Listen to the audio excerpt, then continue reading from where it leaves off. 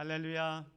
오늘 성탄을 맞이해서 하나님의 은혜와 축복이 여러분과 여러분의 가정에 충만하시기를 주의 이름으로 축원을 드립니다. 우리 옆에 사람 좌우 우리 형제 자매에게 성탄 인사하겠습니다. 메리 크리스마스. 즐거운 성탄절 되세요. 예, 감사합니다. 오늘 이제 성탄절을 맞이해서 큰 기쁨의 좋은 소식을 전합시다. 큰 기쁨의 좋은 소식을 전합시다 라는 제목으로 말씀을 나누면서 함께 은혜를 받기를 원합니다. 오늘 본문에 보면 이제 구주 탄생의 소식을 제일 먼저 들은 사람들이 목자들로 나오고 있습니다. 오늘 2장 8절에 보면 그 지역의 목자들이 밤에 밖에서 자기 양떼를 지키더니 10절에 보면 천사가 이르되 무서워하지 말라 보라 내가 온 백성에게 비칠 큰 기쁨의 좋은 소식을 너희에게 전하노라. 오늘 다윗의 동네에 너희를 위하여 구주가 나섰으니 곧 그리스도 주시니라.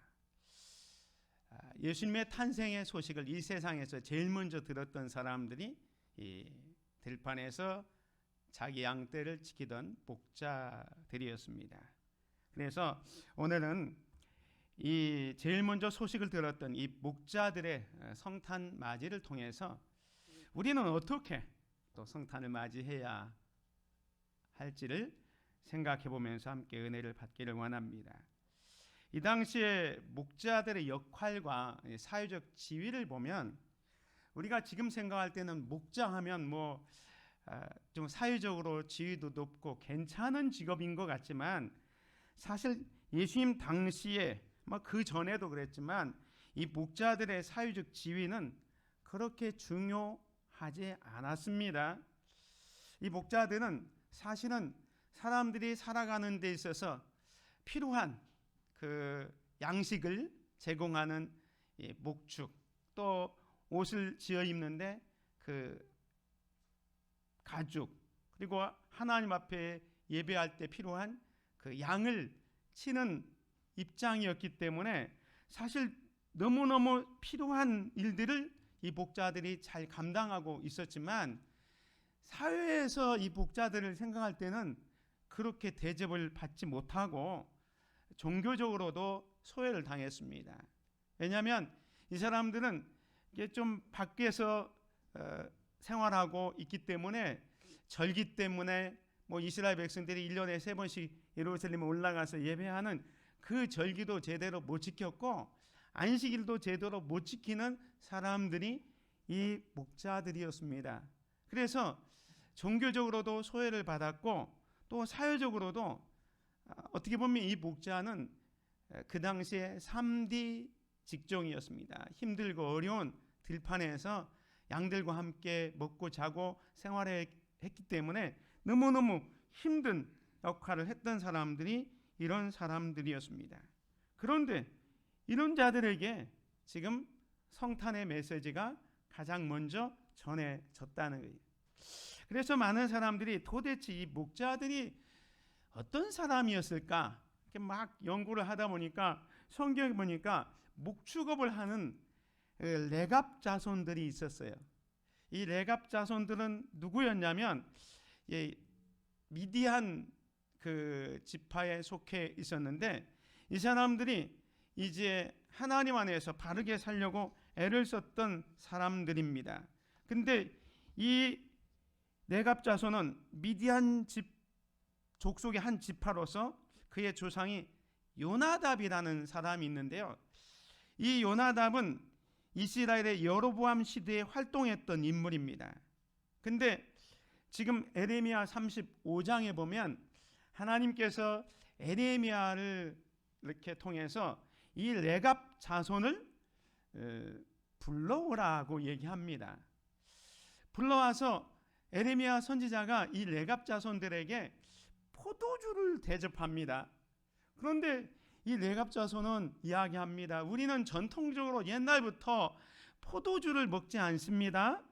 우리 조상들은 포도주를 먹지 않을 뿐만 아니라 또 7절에 보면 집도 짓지 않고 파종도 하지 않고 포도원을 소유하지 않고 장막 안에서 사는 사람들입니다 하면서 이 에레미야가 베푼 포도주를 먹지 않는 거예요.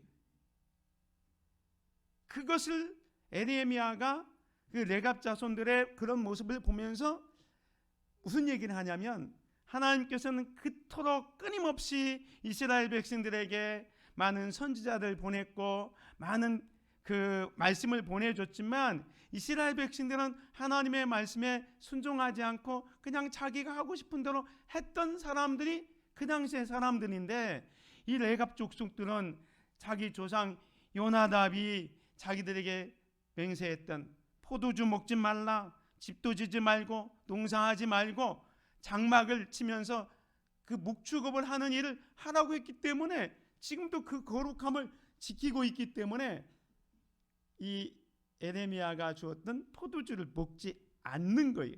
그것을 통해서 하나님께서 야 봐라, 이 레갑 자손은 이렇게 하나님께서 말씀하신 바를 끝까지 지키고 있는데 내 백성 이스라엘 백성들은 왜 지키지 못했느냐 하면서 교훈해 주고 있는 장면이 에레미야 35장입니다.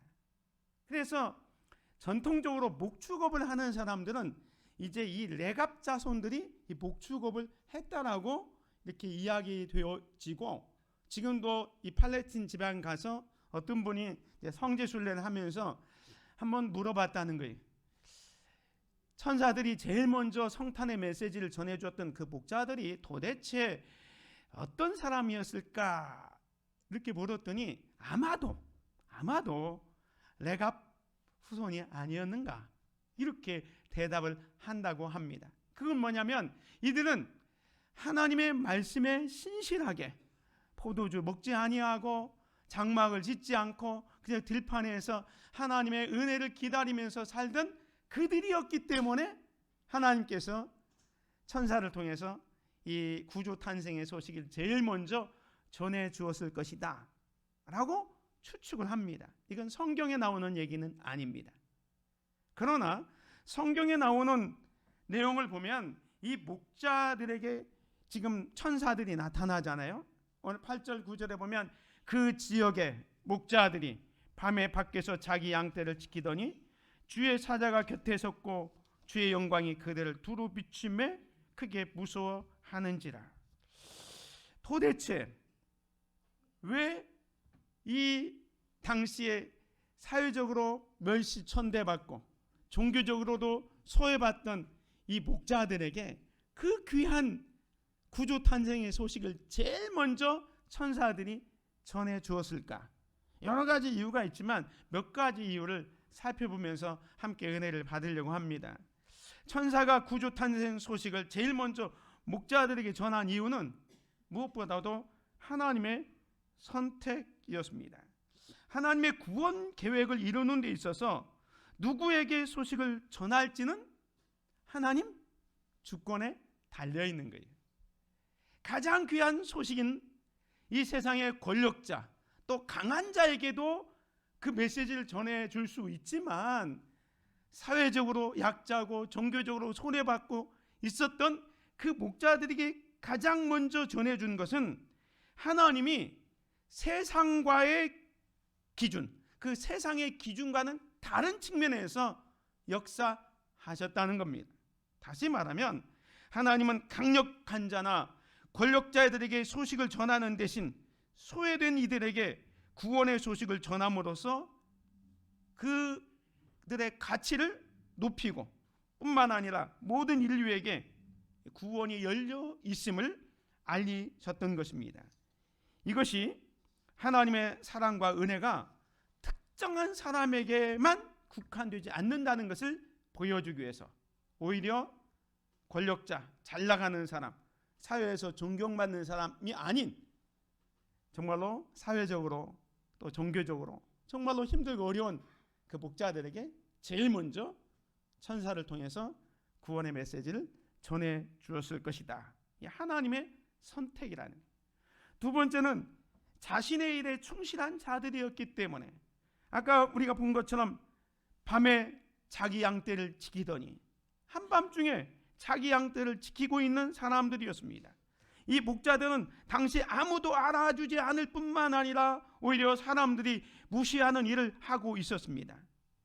그러나 한밤중임에도 불구하고 자기들이 맡은 양을 지키고 있었습니다.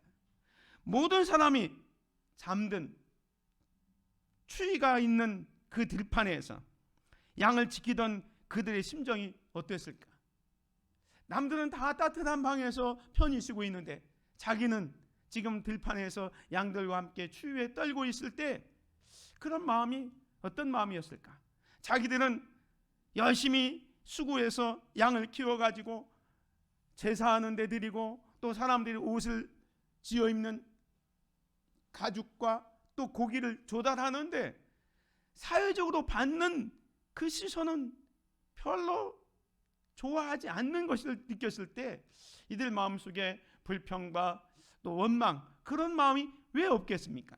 그런데 이들은 자신의 일에 충실하고 성실하게 양을 돌보는 사람들로 오늘 묘사되고 있는 겁니다. 하나님께서는 일상 속에서 자기의 일이 무엇이든지 간에 그가 하는 일이 우리로 말하면 좀 힘들고 어렵고 다른 사람이 하지 않는 일이지만 자기가 주어진 일에 충성스럽게 잘 감당하는 그 사람을 통해서 하나님이 역사하신다는 겁니다.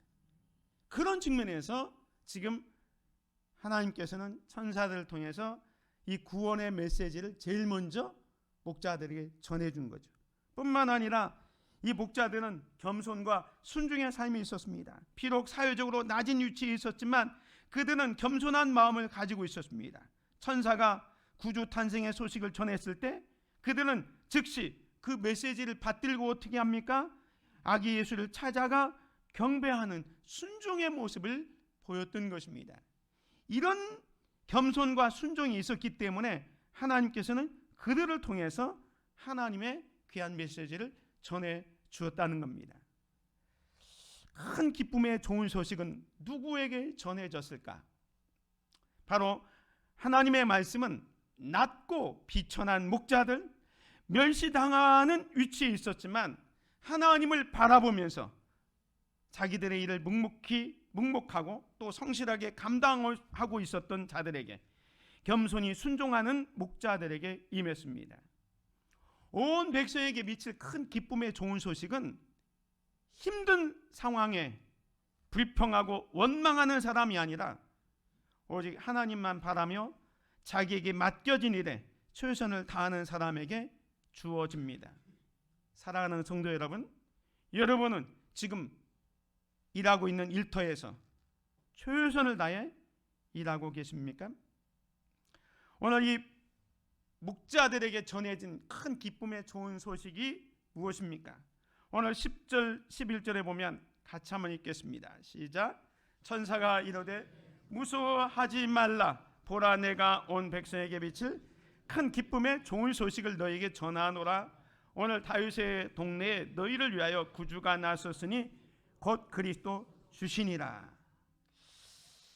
목자들은 갑자기 사방이 컴컴했었는데 환해졌잖아요. 그래서 두려워 떨었습니다. 그때 천사들이 이르되 무서워하지 말라고 얘기했습니다.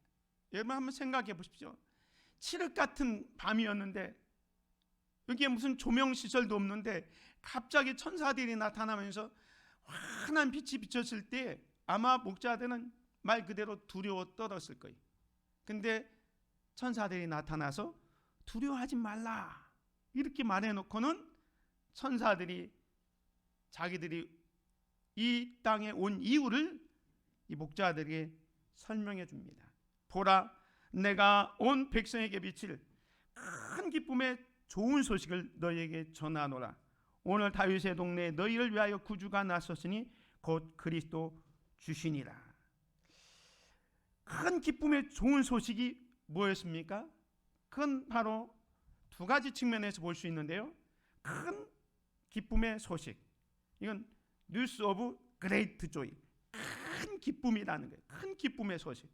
더 나아가서 좋은 소식, 말 그대로 굿뉴스. 이것이 뭐였습니까? 곧 그리스도 구주가 나셨느니라. 구주가 나셨다는 사실이 기쁨의 소식이고 복된 소식이었다는 거예요. 자, 그러면 왜 구주가 나신 것이 큰 기쁨의 좋은 소식이었을까요? 오늘 본문의 말씀을 보면 세 가지를 질문해 보면 야, 이게 정말로 크고 기쁜 좋은 소식이구나라는 걸 알 수 있어요. 오늘 본문에 보면 언제라는 질문을 던져보면 오늘 본문에 뭐라고 했습니까? 오늘이라는 단어를 쓰고 있습니다. 오늘, 이 오늘이라는 말은 지금까지 유대인들은 메시아를 기다렸잖아요. 우리가 지난 4주 동안 대립정을 지나면서 기다리는 기간을 가져왔잖아요. 근데 지금은 오늘 이제 더 이상 기다리지 않아도 된다는 거예요.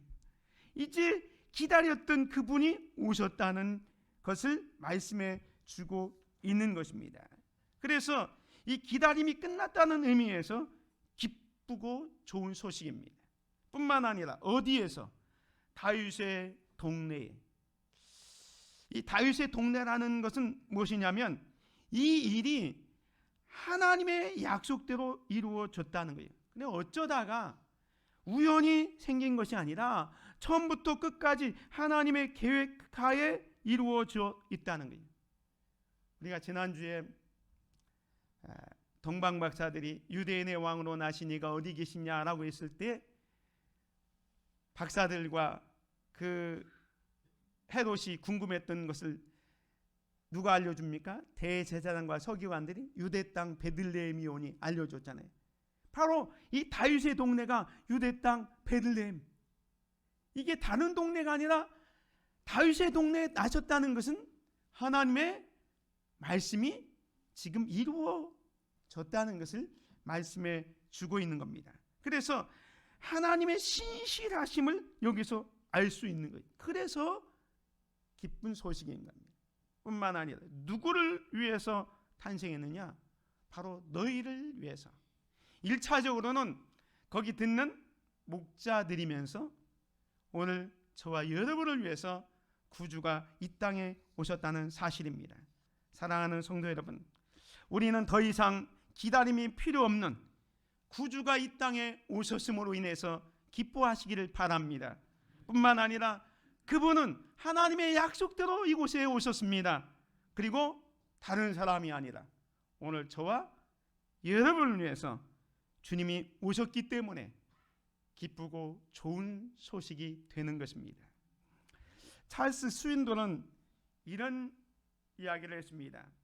구주를 보내신 이유를 설명하면서 만약 우리에게 가장 필요한 것이 지식이었다면 하나님은 이를 위해 세상의 위대한 교육자를 보내셨을 것이다. 만약 우리에게 가장 필요한 것이 기술이었다면 하나님은 이를 위해 세상의 위대한 과학자를 보내셨을 것이다.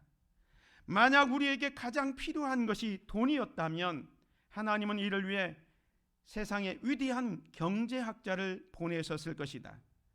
만약 우리에게 가장 필요한 것이 오락이었다면 하나님은 이를 위해 이 세상에 유명한입니다. 연예인을 보내셨을 것이다.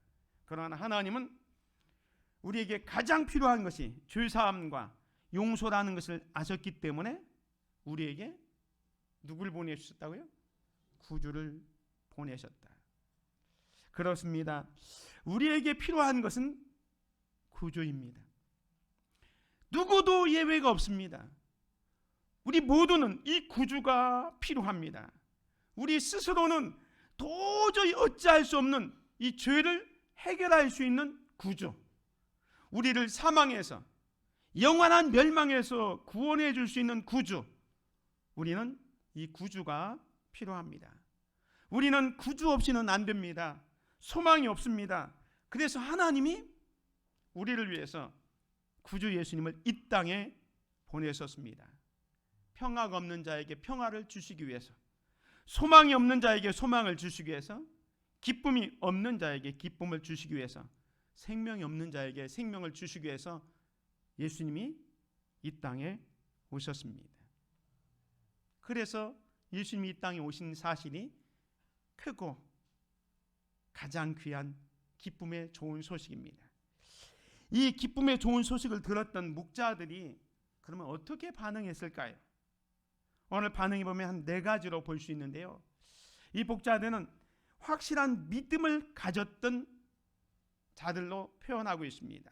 15절에 보면 천사들이 떠나 하늘로 올라가니 목자가 서로 말하되 이제 베들레헴으로 가서 주께서 우리에게 알리신 바 이 이루어진 일을 보자 하고, 천사들이 떠나는 순간 이제 천사들 때문에 온 세상이 환해졌는데 다시 떠나가니까 캄캄해졌어요. 그렇지만 이 천사들의 마음속에는 환한 어떤 희망과 꿈으로 부풀어져 있었어요. 천사들에게 들었던 그 말을 여기 보면 목자가 서로 말하되 이제 베들레헴으로 가서 주께서 우리에게 알리신 바 이 이루어진 일을 보자 하고 그랬습니다. 천사들이 떠났지만 이 목자들은 그 천사가 전해준 이야기를 곧이곧대로 믿었던 거예요. 그래서 이제 베들레헴으로 가서, 다윗의 동네인 베들레헴으로 가서 주께서 우리에게 알리신 바 이 이루어진 일을 보자 하고, 이 천사가 말해준 것이 진짜인지 가짜인지 확인하기 위해서 가는 게 아니라 여기 보면 우리에게 알리신 바 이 이루어진 일을 보자 하고, 천사들이 전해준 그 구주 탄생의 소식을 믿음으로 받아들이는 거예요. 확실한 믿음을 가지고 있는 이 목자들의 반응을 보게 됩니다. 이 목자들은요, 단순히 소식을 듣는데 그치지 않고 그 소식이 진실하다는 확신을 가지고 있었습니다. 이처럼 확실한 믿음은 우리에게도 필요합니다. 하나님께서 주신 말씀을 믿고 그 말씀에 따라 행동하는 것이 중요합니다. 목자들은 그들의 믿음을 통해서 구주를 만나기 위하여 지금 베들레헴으로 가고 있습니다. 두 번째로 이들이 베들레헴으로 갈 때 어떻게 갑니까? 16절에 보면 빨리 가서 마리아와 요셉과 구유에 누인 아기를 찾아서, 정말로 신속하고 어린아이를 찾는 적극적인 행동을 하고 있습니다. 지금처럼 어린아이들이 뭐 잘 태어나지 않으면 이 한숲에 오늘 어린아이가 태어난 집 뭐 여기 6천 가구가 넘는 사람이 살지만 오늘 아침에 어린아이가 태어난 집 한 집 있을까, 2집 있을까 그럴 거예요. 수소만 하면 금방 찾을 수 있습니다. 근데 베들레헴에서 어린아이를 찾는다는 것은 어느 동생에 가서, 정말로 서울에 가서 김씨를 찾는 거와 똑같아요. 지금 이 목자들은요, 서둘러 가고 있습니다. 빠르게 움직이고 있습니다. 그리고 가서 구유에 누인 아이를 찾는 거예요. 이 구유에 누인 아기가 메시아, 구주이기 때문에 뭐 좋은 집에서 비단 옷에 누워 있는 아이를 찾는 것은 이건 아닌 거예요. 구유에 놓인 아이를 보이니 이것이 너희의 표적이니라. 천사들이 알려준 그 말대로 구유에 놓인 아이를 막 찾고 있는 겁니다. 사랑하는 성도 여러분, 우리는 이처럼 목자들이 신속하고 적극적인 행동이 우리 신앙생활에도 필요한 거예요. 하나님께서 우리에게 주신 사명이나 기회를 놓치지 않고 즉각적으로 반응하는 자세가 필요한 거예요. 말씀을 듣긴 들었는데 뭐 나중에 하지, 뭐 그거 꼭 내가 해야만 하나, 이렇게 자꾸 미루고 이렇게 핑계를 대는 경우가 있습니다. 그러나 오늘 목자들은요, 그들의 믿음을 행동으로 옮김으로써 구주를 만나는 축복을 경험하게 되었다는 겁니다. 오늘 저와 여러분들도 우리가 그냥 믿는다 말만 할 것이 아니라 우리의 믿음이 행동으로 옮겨지고 그것도 신속하고 적극적인 행함으로 나타날 수 있기를 주님의 이름으로 축원을 드립니다. 그리고 세 번째 태도는 뭡니까? 이 구유에 놓인 아이를 보고 천사가 자기들에게 이 아이에 대하여 말한 것을 전합니다. 천사들이 이 목자들에게 전한 게 뭡니까?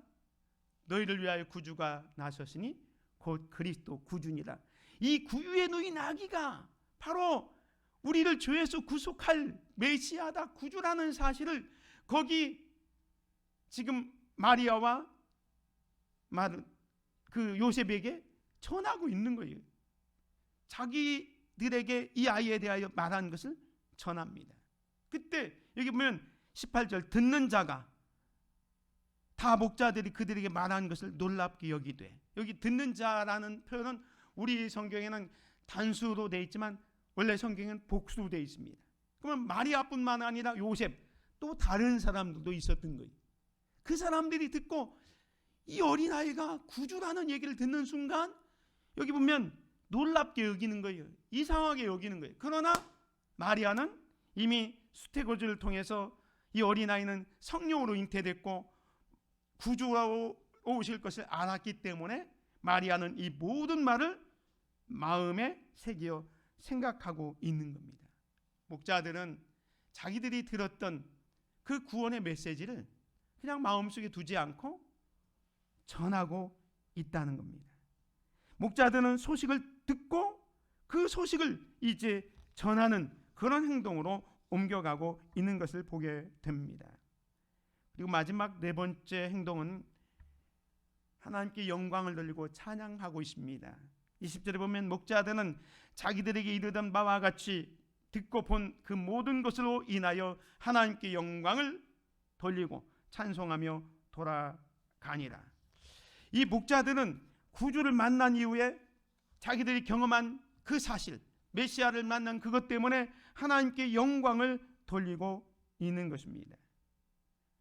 이 목자들은 자기의 경험을 통해서 하나님의 위대하심을 찬양하고 그 기쁨을 하나님께 돌리고 있는 겁니다. 오늘 우리도 마찬가지입니다. 우리는 하나님께서 우리의 삶에 행하신 일들을 기억하고 그분께 영광을 돌릴 뿐만 아니라 하나님을 찬양하는 삶이 있어야 될 줄 믿습니다. 구주가 오셨다는 이 기쁨의 좋은 소식을 들은 목자들은 빨리 달려가서 그 이루어진 일을 확인하고 자신들이 들은 것을 다른 사람에게 전합니다. 그리고 하나님께 영광을 돌리며 찬송합니다. 이 목자들에게는 자기 생애에 다시 있을 수 없는 기회가 주어졌습니다. 하나님께서 인류 구원의 계획을 이루시는 그 역사적인 현장에 들어갈 수 있는 특권이 주어진 거예요. 이 목자들은 그 기회를 놓치지 않고 큰 기쁨의 좋은 소식을 전했습니다. 자, 그러면 여러분이 목자라면 여러분은 어떻게 하시겠습니까? 오늘 말씀의 결론에서 두 가지를 말씀을 드리려고 합니다. 이 목자들의 성탄맞이를 통해서 우리에게 주는 교훈 두 가지. 첫 번째 교훈은 뭐냐? 우리를 위한 큰 기쁨의 좋은 소식이 무엇인가라는 거예요. 사랑하는 성도 여러분, 여러분에게 큰 기쁨의 좋은 소식은 무엇입니까?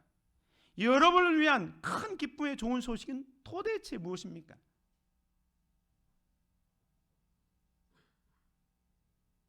좋은 소식 뭡니까? 돈을 좋아하면 로또 맞는 게 좋은 소식이겠죠? 이 세상에 정말로 여러분이 원하는 것들이 좋은 소식들이 많이 있을 겁니다. 그러나 그런 좋은 소식들은 일시적이고 또 우리에게 참된 만족을 주지 못합니다. 성경에서 말하는 기쁨의 좋은 소식은 뭐냐? 이거는 영원한 기쁨이고 변하지 않는 복음이 기쁨의 좋은 소식입니다. 그게 뭐냐면 요한복음 3장 16절과 17절에 나옵니다. 한번 같이 읽습니다. 시작. 하나님이 세상을 이처럼 사랑하사 독생자를 주셨으니 이는 그를 믿는 자마다 멸망하지 않고 영생을 얻게 하려 하심이라. 하나님이 그 아들을 세상에 보내신 것은 세상을 심판하려 하심이 아니요 그로 말미암아 세상이 구원을 받게 하려 하심이라. 아멘.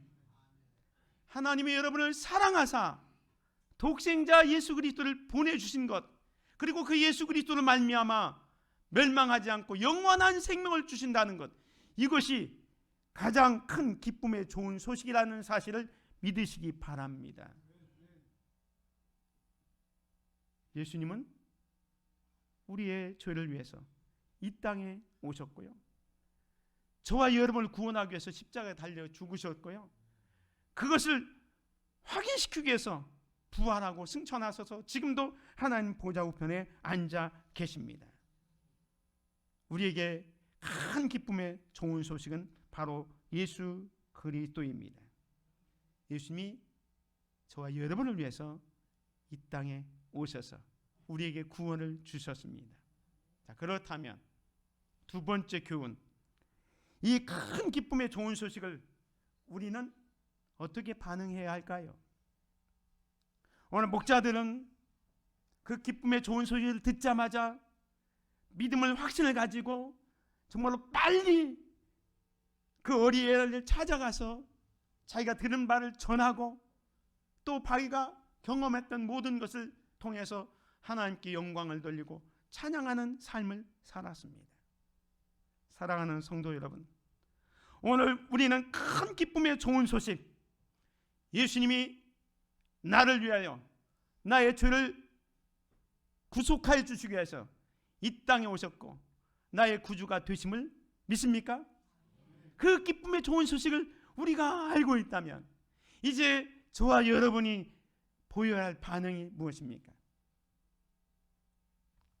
이 목자들이 그랬던 것처럼 우리도 가서 이 기쁨의 좋은 소식을 전해야 될 줄 믿습니다.